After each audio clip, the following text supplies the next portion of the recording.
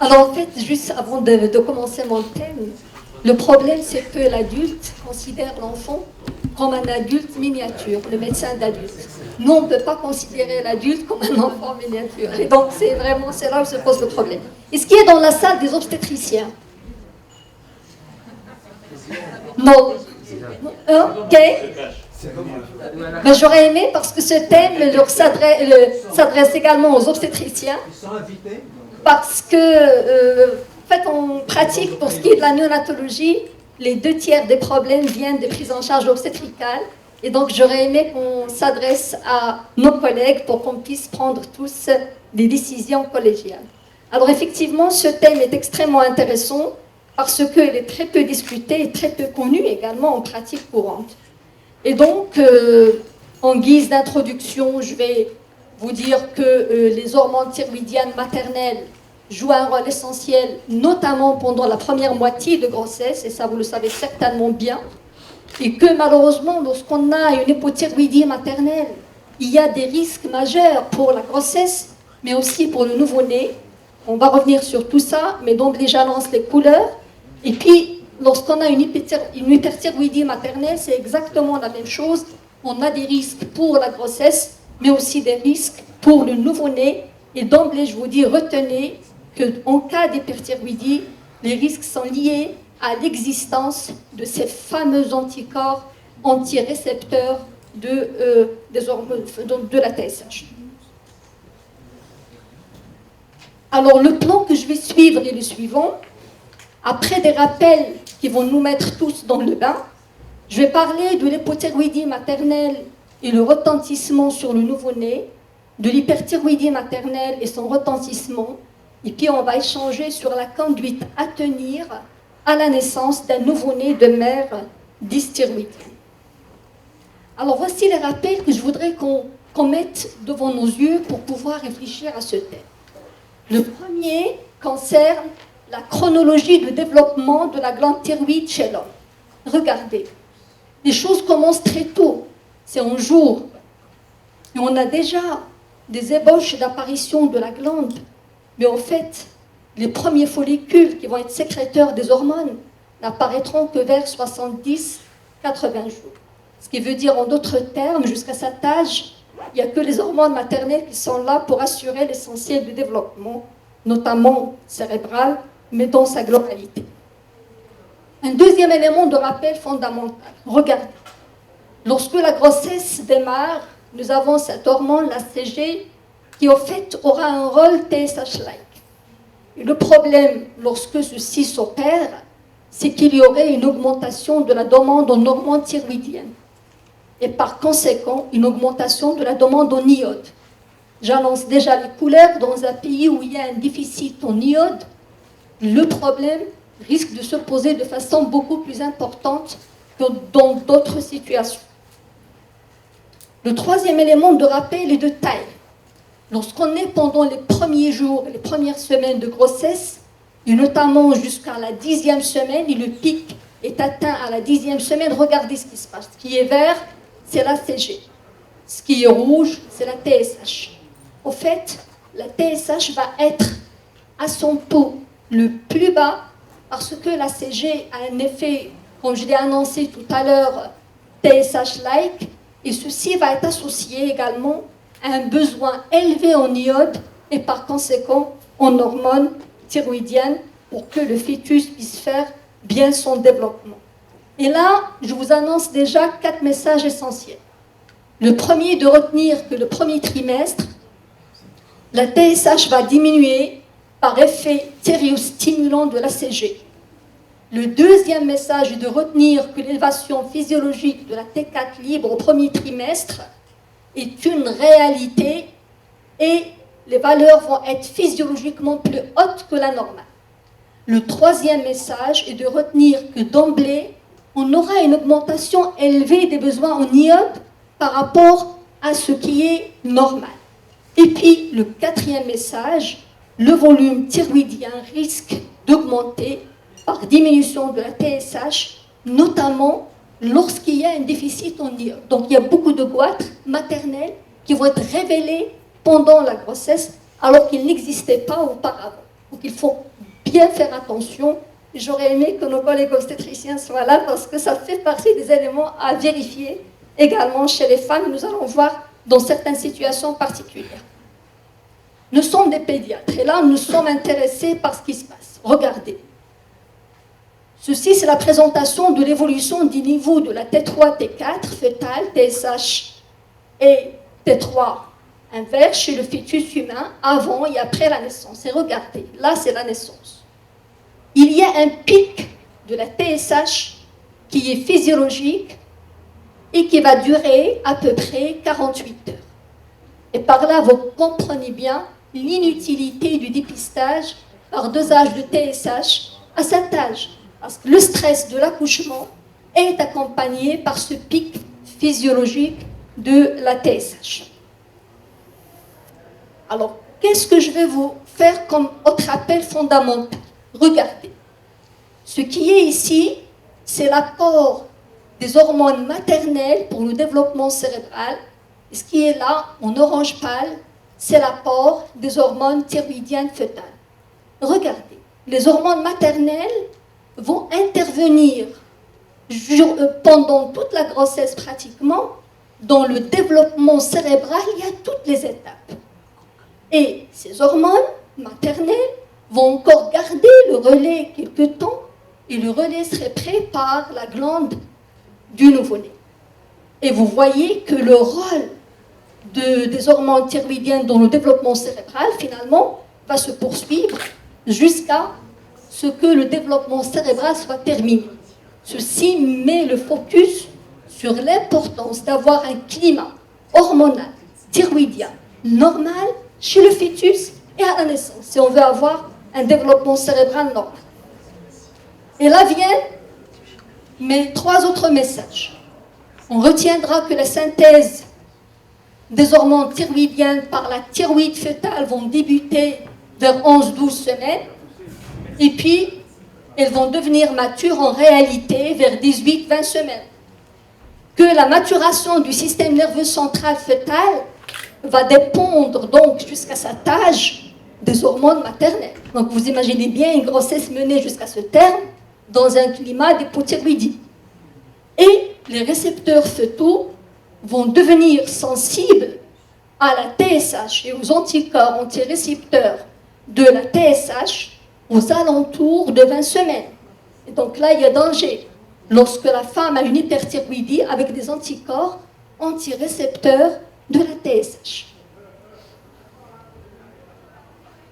De point de vue placenta, nous retiendrons qu'il n'y a que de point de vue hormones maternelles. En réalité, ce qui va assurer tout le travail, c'est la T4 maternelle. Parce que c'est elle qui va traverser le placenta, mais sous condition. C'est une longue histoire. Mais par contre, l'iode traverse le placenta. Les anticorps anti-TPO traversent le placenta. Les anticorps antirécepteurs de la TSH traversent le placenta. Et les antithyroïdiens de synthèse traversent le placenta. Et donc là, ça va avoir des conséquences pour nous dans la prise en charge du nouveau-né. Et finalement, je vous fais le rappel des rapports des valeurs normales pendant la grossesse. Et vous voyez que la TSH aura des spécificités chez la femme enceinte au premier trimestre, au deuxième, troisième trimestre. Et l'on est de même pour la T4. Les besoins en iode qui vont être multipliés par 50%. Et puis, les anticorps anti-TPE. Et donc, mon 8e message est qu'on retienne que nous devons, et là c'est vraiment nos collègues obstétriciens, demander systématiquement un bilan thyroïdien pendant la grossesse dans au moins les 4 situations suivantes.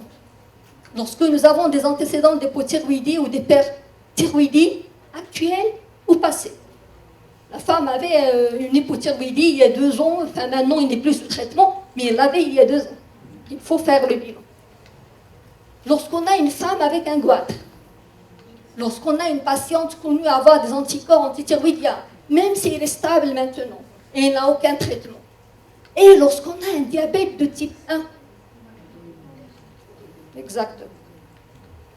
Alors maintenant, nous allons voir ce qui se passe lorsque la femme a une hypothyroïdie. Le profil, vous le connaissez, la TSH qui est élevée, et puis avec une baisse de la T4.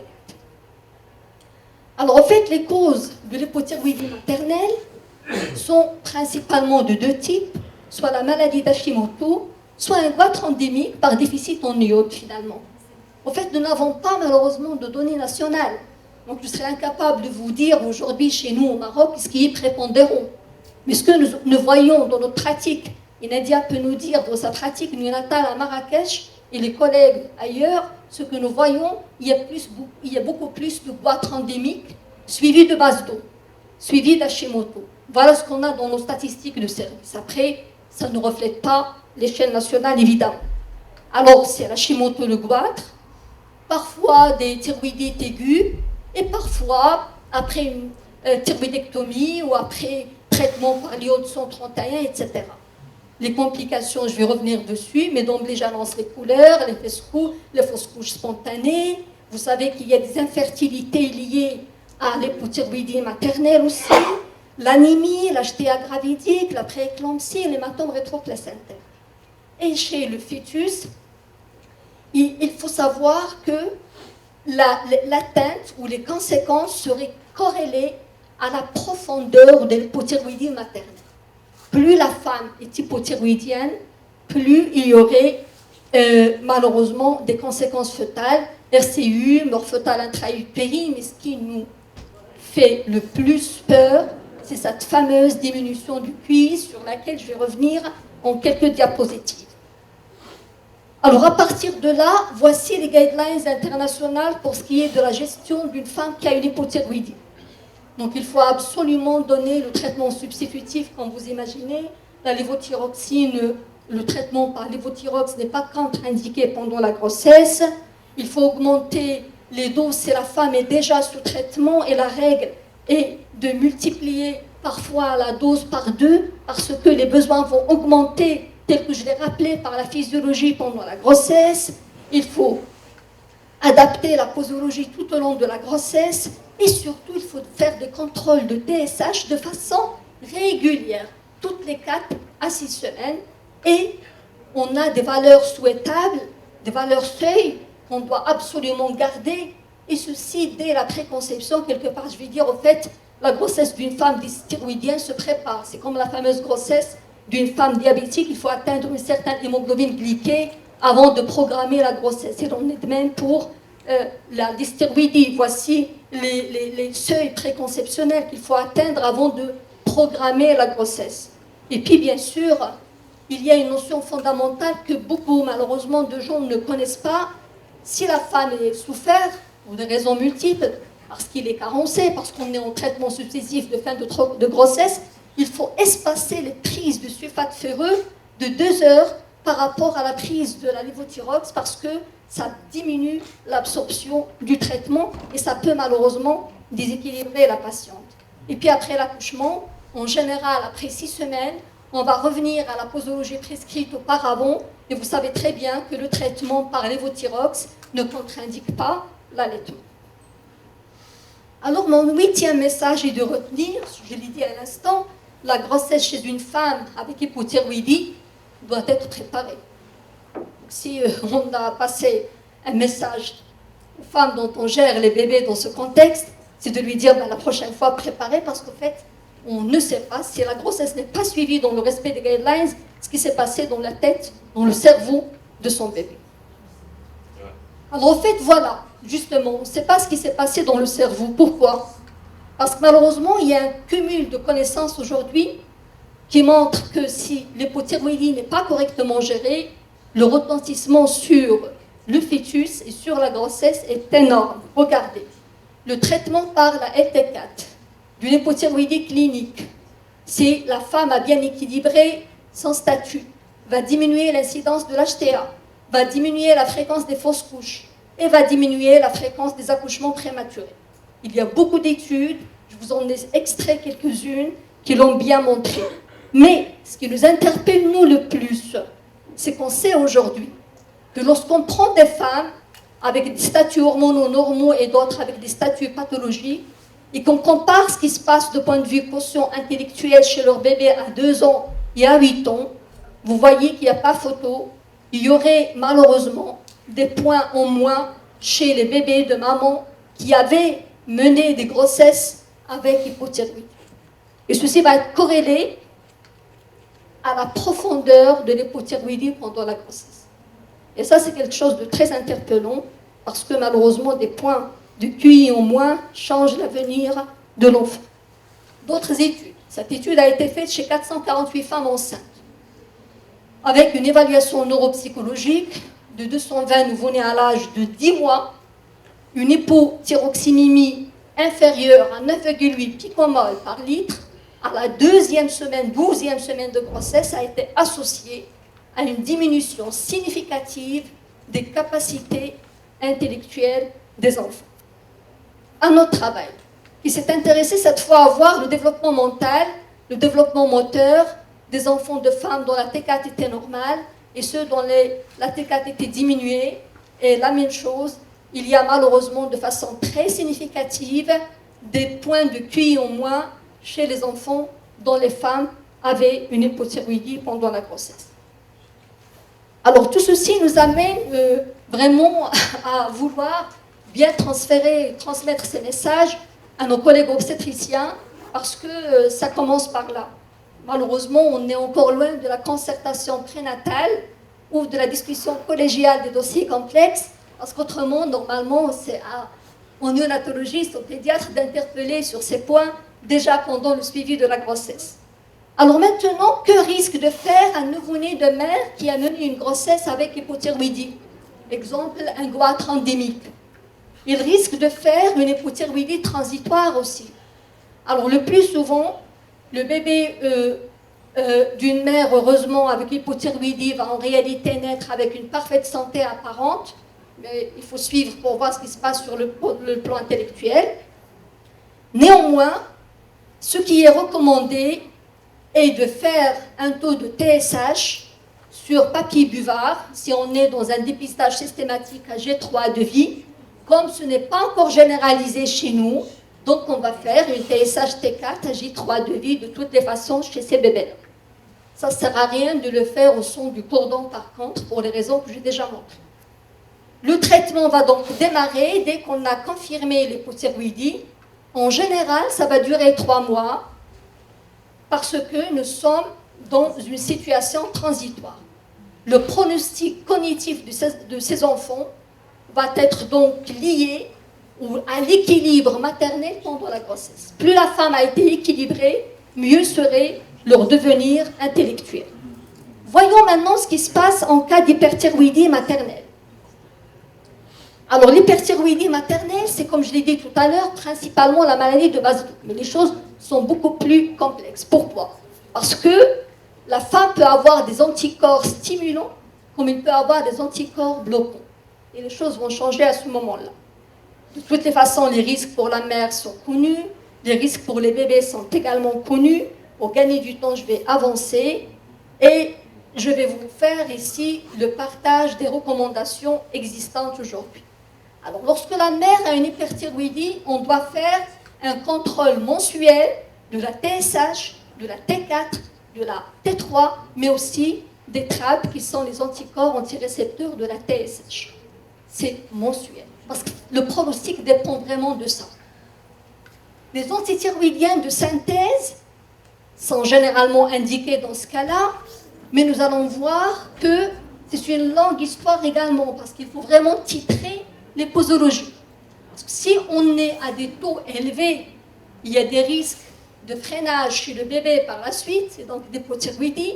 Et si on n'est pas assez titré, eh bien, le bébé risque malheureusement d'avoir des problèmes également à la naissance. Donc il faut vraiment titrer pour qu'il n'y ait pas de blocage de l'hormonogénèse thyroïdienne fœtale.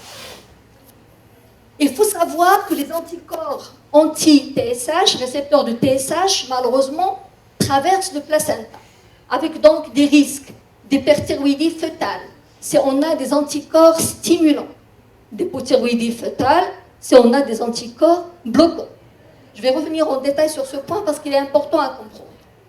Il faut donc faire une surveillance mensuelle de la thyroïde fœtale par échographie à partir de 22 semaines d'aménorrhée. Pourquoi?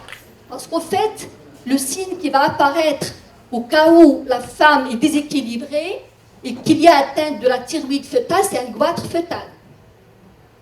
Et l'aspect échographique du goitre fœtal déjà renseigne sur l'état de thyroïdie du bébé, est-ce qu'il est en hyper ou est-ce qu'il est en hypo.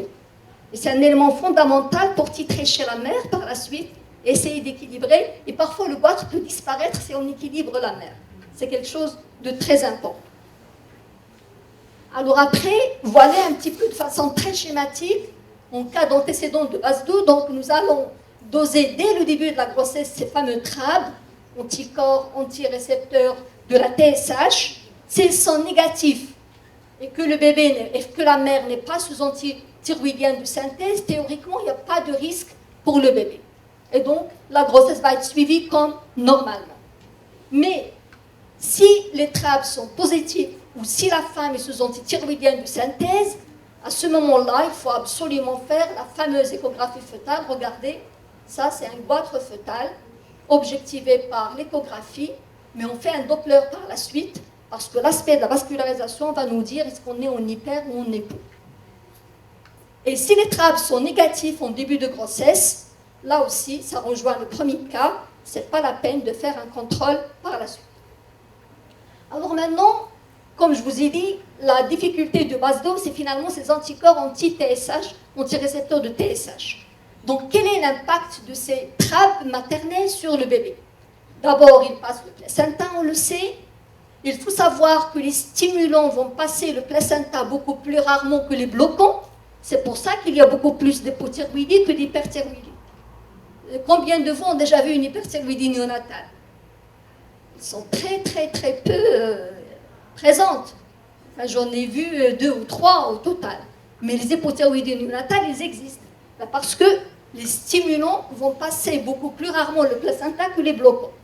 D'un autre côté, il faut savoir que malheureusement, ces stimulants, lorsqu'ils passent, ils vont entraîner une hyperthyroïdie fœtale, et celle-ci, malheureusement, va entraîner un tableau très brouillon, comme nous allons le voir, et il doit être dépisté très très rapidement, parce que le risque de cette hyperthyroïdie néonatale va être proportionnel au taux des anticorps. C'est pour ça, encore une fois, qu'un traitement équilibrant l'état de la mère permettrait de diminuer le risque chez le nouveau-né.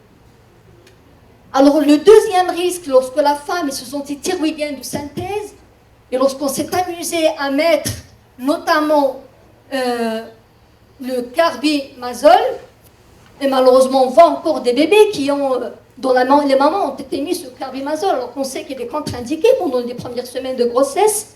Le risque est d'avoir une véritable embryopathie, qui va donner quoi? Qui va donner au niveau du cuir chevelu des aplasies acutis, des petites aplasies, qui va donner une dysmorphie spécifique, des yeux en amande, des encelures nasales, un micro-gnatisme, mais surtout qui risque de donner une atrésie des couronnes, une atrésie de l'œsophage, une perte auditive, une hypoplasie des mamelons et des malformations cardiaques. Il ne faut pas donner ce genre de traitement.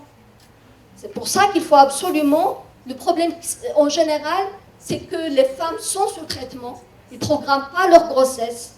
Et c'est à 6 semaines, lorsqu'il va aller découvrir qu'il est enceinte, qu'on va découvrir qu'il est déjà sous traitement contre-indiqué pour sa grossesse.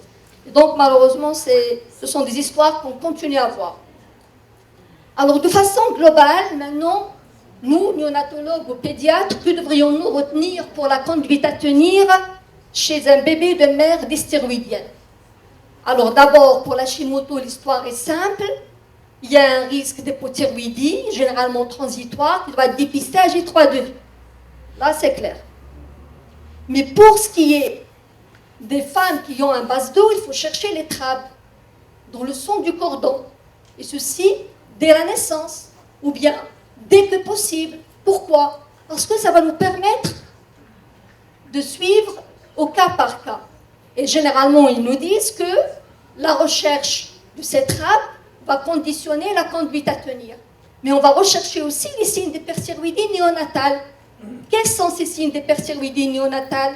Ce sont des bébés qui naissent avec un RCU, qui naissent prématurés, qui parfois naissent avec une microcéphalie parce qu'il y a une accélération de la maturation osseuse par les hormones thyroïdiennes en excès, qui peuvent avoir des bosses frontales, un faciès triangulaire, une peau chaude, et donc il y a beaucoup de signes qui peuvent orienter une tachycardie, etc.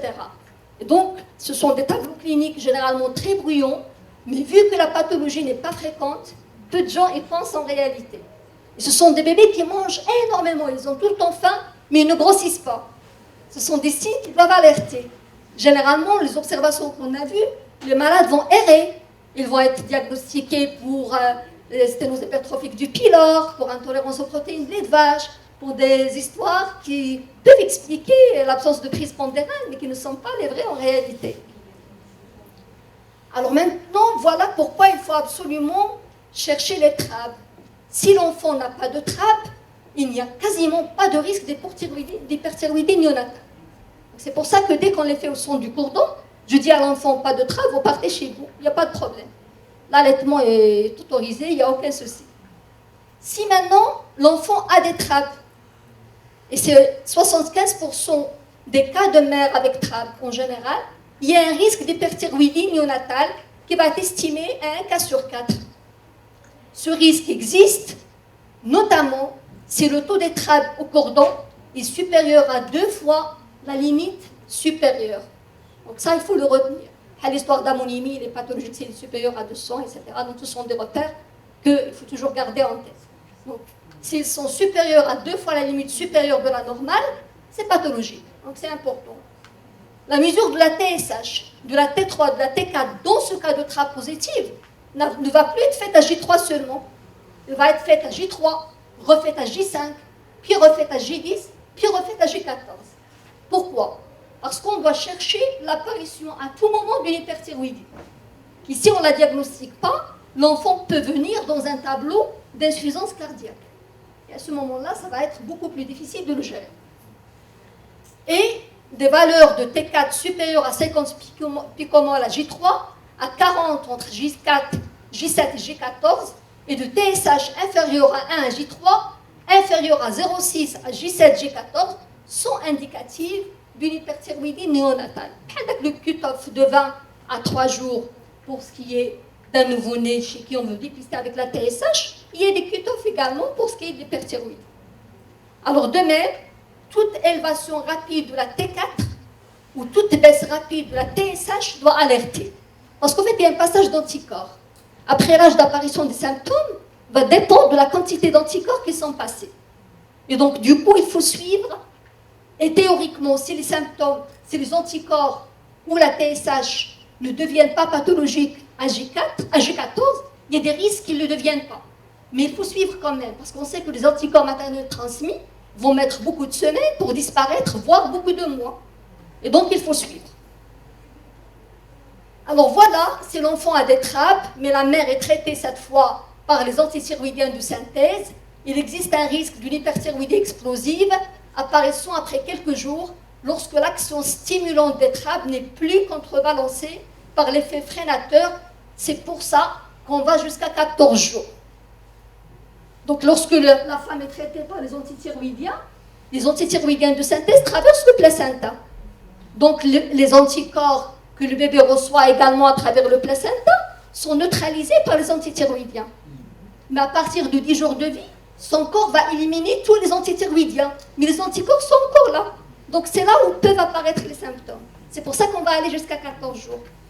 Alors après, cette situation nécessite un monitoring clinique, biologique, comme j'ai dit, jusqu'à 14 jours. Et en général, le bilan hormonal va permettre de prédire l'évolution vers l'hyperthyroïdie. Alors, les trappes stimulants et bloquants peuvent être présents simultanément, mais en général très rarement.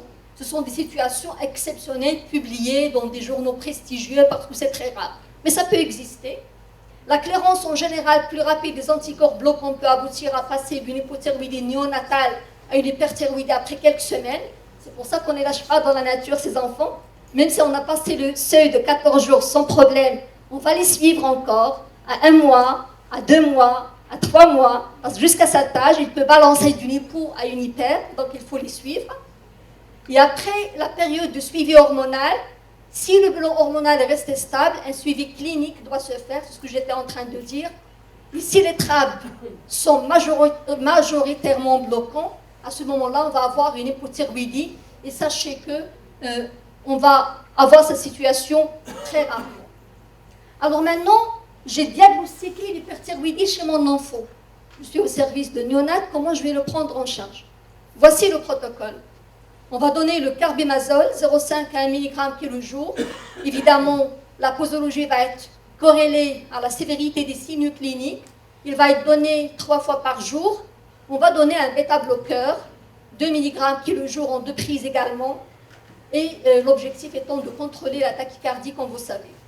La dose d'antithyroïdienne de synthèse peut être diminuée progressivement en fonction des suivis des dosages hormonaux. Et parfois, on est amené au cours de traitement à utiliser la L-thyroxine parce qu'à cet âge-là, c'est une période très critique, on doit garder une thyroïdie parfaite. Parce que sous antithyroïdienne, parfois, les hormones thyroïdiennes vont baisser. Mais il faudrait céder à ce moment-là par la L-thyroxine pour garder vraiment une thyroïdie parfaite. Le traitement cognitif va en dépendre, enfin le développement cognitif va en dépendre. L'allaitement n'est aucunement contre-indiqué. Ces bébés vont traiter jusqu'à l'âge de 3 mois. Il faut savoir que si la femme, même la carbémazole à moins de 20 mg par jour, la femme peut allaiter. Le PTU, on peut aller jusqu'à 300 mg par jour. On va dire si on peut à l'endocrino qui suit la maman de donner le PTU plutôt que la carbane. Mais si elle préfère l'autre, ben on peut garder l'allaitement jusqu'à 20 mg. Alors après, quelques enfants avec hyperthyroïdie néonatale peuvent développer une hypothyroïdie, ça je l'ai expliqué. Et à ce moment-là, il faut absolument garder une hypothyroïdie. Les guidelines 2019 de la Société française de pédiatrie, en fait, ils résument tout ce que je viens de raconter. L'Hashimoto, risque d'hypothyroïdie, dépistage AJ3, le BASDO, ça dépend des anticorps TRAB existants ou pas. S'ils sont existants, il faut les doser au son du cordon. S'ils sont négatifs, on est rassuré, suivi clinique. S'ils sont positifs, il va falloir les refaire à J3, J5, J10, J14, âge de disparition des résidus et reliquats des antithyroïdiens traversant le placenta chez le bébé, et puis faire le suivi en fonction des résultats. Voilà donc mon 10e message à travers cet exposé, et qu'on retienne que l'hypothyroïdie maternelle non traitée ou mal traitée a des retentissements graves sur le devenir de la grossesse et le devenir cognitif de l'enfant. En cas de dysthyroïdie maternelle auto-immune, l'impact fœtal et surtout néonatal est étroitement dépendant des passages des anticorps maternels, les TRAB notamment, les antirécepteurs de TSH, mais aussi des traitements, et donc il faut faire très attention. Et c'est l'une des situations par excellence où la concertation obstétrico-pédiatrique est essentielle. Il permet de bien préparer cette grossesse, de bien suivre cette grossesse et par conséquent d'éviter des catastrophes chez le nouveau-né. Je vous remercie.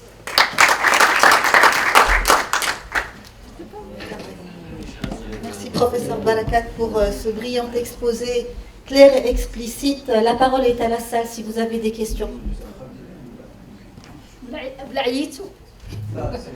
Sujet passionnant mais difficile. Madame, je parle à l'hyperplasie quand je vais on a des sujets difficiles. Non, mais le sujet, j'ai essayé de le faciliter. Le message a été clair. Moi, je suis radiologue, je comprends pas mal. Oui, regardez, moi aussi, parce que Il y a une question à la salle. Pour dissiper un petit peu la difficulté de la chose vis-à-vis de cette situation, merci Madame Barakat pour cet exposé très clair. Il faut vous aider à enlever ce terme difficile parce que hier c'était plus difficile. Donc juste pour dire que la dysthyroïdie maternelle et son impact sur les nouveau-nés, je crois que déjà d'après le titre, il faut le changer, il faut plus mettre l'accent sur le fœtus d'abord, puis le nouveau-né. Commençons d'abord par l'hypothyroïdie. L'hypothyroïdie, c'est plus fréquent désormais, l'hypothyroïdie maternelle. Elle est soumise à plusieurs facteurs environnementaux, et Dieu sait quelle est la prévalence de la carence en iode dans notre pays. Le plan de stratégie nutritionnelle qui a été établi par le ministère de la Santé publique, il a montré, le programme 2011-2016, il a montré que 63% des enfants en âge scolaire, ils avaient une carence en iode. D'accord? Ça, c'est grave. Des études ont été faites dans la région de Marrakech, chez les enfants préscolaires, en âge scolaire. Ça a montré que 80, là aussi, des pourcentages énormes, 80% des enfants en âge scolaire, là aussi, ils avaient des concentrations en iode urinaire qui étaient très très basses. Donc déjà, ça complique, on a mal démarré chez les mamans. D'accord? Deuxième chose, c'est le statut auto-immun chez les femmes. Je parlais toujours dans le cadre de l'hypothyroïdie. D'accord? L'hypothyroïdie, elle est souvent associée aux anticorps anti-TPO, ce qui conditionne la thyroïdite d'Hashimoto.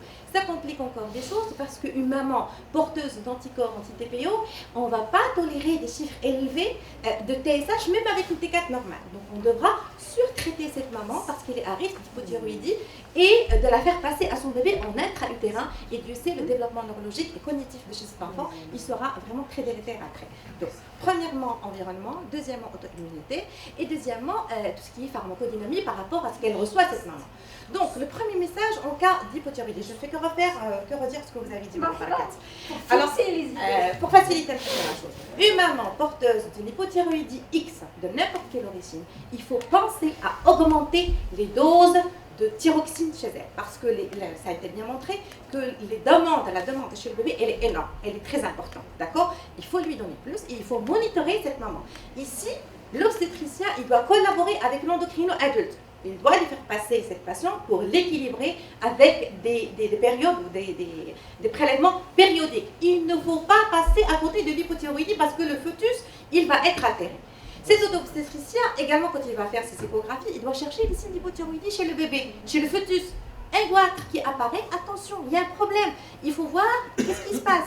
Le goitre, c'est un signe de souffrance. Ça a été bien montré que la thyroïde du fœtus, elle ne commence à fonctionner qu'à partir de 20 semaines. Donc, je ne vais pas attendre un goitre à partir de 20 semaines pour traiter mon enfant. Avant, il dépendait de la T4 de sa maman. La T4, elle passe. Tout ce qu'elle prend comme médicament, ça passe chez le bébé, ça le nourrit et ça améliore son développement cognitif. Donc, on est bien d'accord, l'hypothyroïdie maternelle, on ne doit plus en parler, on doit traiter nos mamans. Et le statut en iode, désormais, il est certainement dégradé. Il faut conditionner l'apport en iode chez la femme enceinte. C'était bien montré dans les guidelines américaines. Donc, il faut même donner des pilules d'iode chez la femme enceinte si vous êtes dans un pays d'endémie. D'accord? C'est clair. Pour l'hyperthyroïdie, heureusement, les cas d'hyperthyroïdie maternelle, elles sont rares. Donc, plusieurs cas de figure. Soit la maman, elle est déjà guérie, elle a fait une chirurgie, elle a fait une radiothérapie, c'est bon, donc on a éliminé le problème du traitement médicamenteux parce que, à part la T4, il y a les anticorps antithyroïdiens synthèse et il y a les anticorps qui passent. Les antithyroïdiens de synthèse, quand ils passent chez le bébé, ça crée l'hypo, et les anticorps, quand ils passent, ça crée l'hyper. D'accord? Une maman qui a déjà enlevé sa thyroïde, elle a reçu de l'irathérapie, ça reste le problème d'anticorps. Si les anticorps sont négatifs, on est tranquille. Ce bébé, il doit se développer dans le ventre de sa mère sans problème. Si les anticorps ils sont positifs, on doit surveiller encore son autre bébé. D'accord? Parce qu'il risque de développer une hyperthyroïdie. Le deuxième cas de figure, votre maman, on ne sait pas, c'est la première fois que vous faites une TSH dès la conception, vous trouvez qu'elle est très basse avec des T4 qui sont élevés, ou une maman qui était déjà porteuse d'un base d'eau et qui était sous traitement. Premier message, arrêtez le traitement antithyroïdien parce qu'il est tératogène, entre 6 à 10 semaines.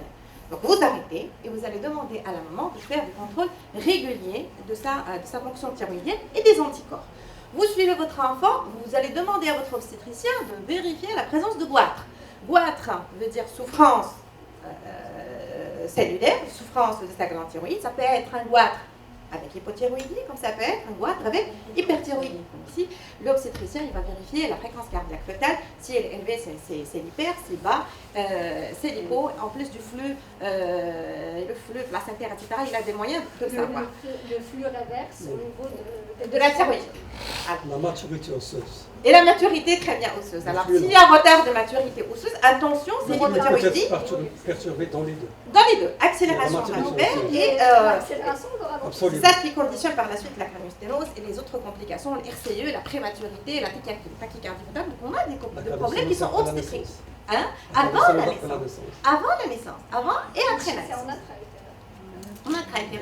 Par la suite, le dosage des anticorps, vos anticorps, ils vont conditionner si votre patient, on doit le monitorer. On doit, s'il est signe en faveur d'une hypothyroïdie, vous allez vous dire probablement que votre patient il est surtraité, vous devez baisser son traitement antithyroïdien de sa tête. Si dans l'autre cas, votre maman, votre bébé, il présente des signes d'hyperthyroïdie fœtale, on doit augmenter le traitement pour avoir un statut qui soit soi-disant euthyroïdien. Une fois votre bébé, ce qui nous concerne tous comme étant pédiatre, et ici je souligne encore cette collaboration obstétrico-pédiatre, parce que dans nos hôpitaux ou dans les cabinets, on ne reçoit pas les bébés de mère dysthyroïdienne, malheureusement. On ne les reçoit pas. C'est suite, je ne sais pas quoi, quelqu'un qui recommande une DSH chez un bébé parce qu'il a pensé que probablement il aurait un... C'est l'obstétricien qui doit, une fois la maman est née, ou avertir le pédiatre avant. Ce bébé peut avoir des problèmes à la naissance, peut avoir un problème qu'il faut dépister, qu'il faut traiter. Heureusement, les hyperthyroïdies néonatales, elles sont transitoires, et les hypothyroïdies aussi néonatales suite à des surtraitements de la maman, ils sont transitoires. Mais il faut pouvoir suivre, il y a des traitements qu'on peut donner chez ces bébés-là. À J3, on fait une TSH, on fait une T4, et on fait un dosage des anticorps. Si le taux d'anticorps il est élevé, ça veut dire que cet enfant, il va pouvoir développer une hyperthyroïdie. Je suis tolérée, je peux tolérer le suivi de ces anticorps. S'ils augmentent, je vais, où la TSH elle continue à baisser et la T4 elle est toujours élevée, à donner un traitement pendant une période maximum de 3 mois. Et si le bébé présente des signes d'hypothyroïdie, je dois le traiter. Alors si c'est des signes d'hypothyroïdie transitoires. Merci. Résumé, j'étais un petit peu... Merci, il y avait une question de... Mon topo a été repris en 5 minutes. C'est parfait. C'est plus difficile. Docteur Khartoumi voulait intervenir avant. Donc ça va être, je pense, la Mais dernière excusez-moi, intervention. oui, j'ai une petite question pour Madame Barakat, mais quand il y a un nouveau-né de mère diabétique, heureusement, même si la maman elle est positive, heureusement chez ces nouveau-nés ne feront pas tous une hyperthyroïdie transitoire. Heureusement. Voilà. Moi j'en ai vu Heureusement, 2 ou 3 maximum. Oui. Moi j'ai vu une un seul. Oui. Ma question, quand on fait une échographie à la 20e semaine, quand on trouve un goitre. Voilà, parce que la maman est une pathologie thyroïdienne. D'après votre communication, les caractéristiques de l'échographie orientent éventuellement vers une hyperthyroïdie fœtale ou une hypothyroïdie. Est-ce qu'on peut se baser uniquement sur les caractéristiques échographiques? Non, pas du tout. Donc j'ai mal compris. Non. Les caractéristiques de l'échographie du goitre peuvent orienter. Néanmoins, il y a d'autres éléments. S'il s'agit d'une hyperthyroïdie, on a une accélération de la maturation osseuse, on a un retard de croissance intra-utérin, on a un RCF qui est pathologique, une fréquence cardiaque fœtale dépassant les 170-180, on a d'autres signes qui vont alerter. Dans les poux, on a l'inverse. Un retard de la maturation osseuse par rapport à l'âge gestationnel, une tendance à l'hypomotilité fœtale, une tendance à avoir une bradycardie fœtale. Dans tous les deux cas, lorsque c'est profond, le RCF va être pathologique. Mais il n'y a pas que l'aspect échographique. L'aspect échographique est un signe d'orientation. Maintenant, les choses ont beaucoup changé. Vous êtes endocrino, madame, vous pouvez probablement nous éclairer là-dessus beaucoup mieux. Alors, cette question était ma question pour préparer la spécialité de réanionate il y a 20 ans. C'était ma question de préparer. Et à l'époque, on disait qu'on peut injecter la L-thyroxine dans le liquide amniotique. Mais lorsque j'ai revu les guidelines, on n'en parle plus. C'est dangereux. C'est très dangereux. Apparemment, il y a eu beaucoup d'effets secondaires. Parce qu'on vous dire à tel point, l'hypothyroïdie est tellement dangereuse pour le développement fœtal. Ok. Merci, chère audience. Donc, je pense qu'on va passer à la pause café. Combien de temps ?